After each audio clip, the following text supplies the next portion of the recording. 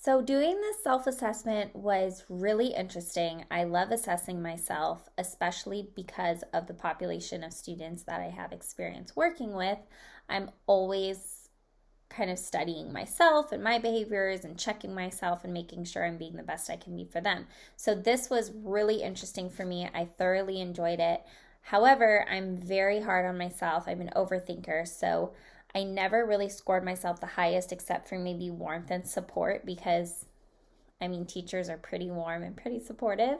Um, but the SEL competencies as well as the instructional practices areas, I was really hard on myself about. So it was really interesting to me because the ones that I thought I would score the highest, I actually averaged lower and vice versa. So I'm really strong in balanced instruction, and I think that's just because of my previous job with at risk youth.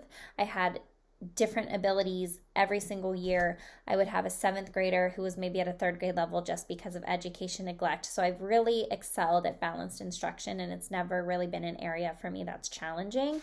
However, I scored low on responsibility and choice and class discussions. And I think a big part of this is because, and I shouldn't say I scored low, I scored, just lower than most, but class discussions, I pride myself on leading classes with discussions. I like student-led, teacher-guided discussions.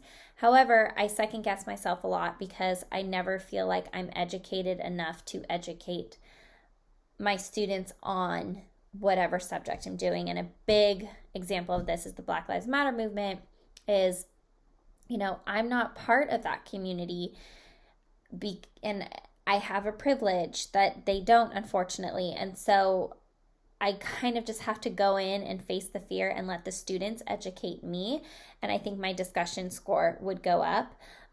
So that's an area I really want to focus on, especially because I want my research to focus on marginalized communities and at-risk youth. And that's going to be a big piece of growth, big area of growth for me.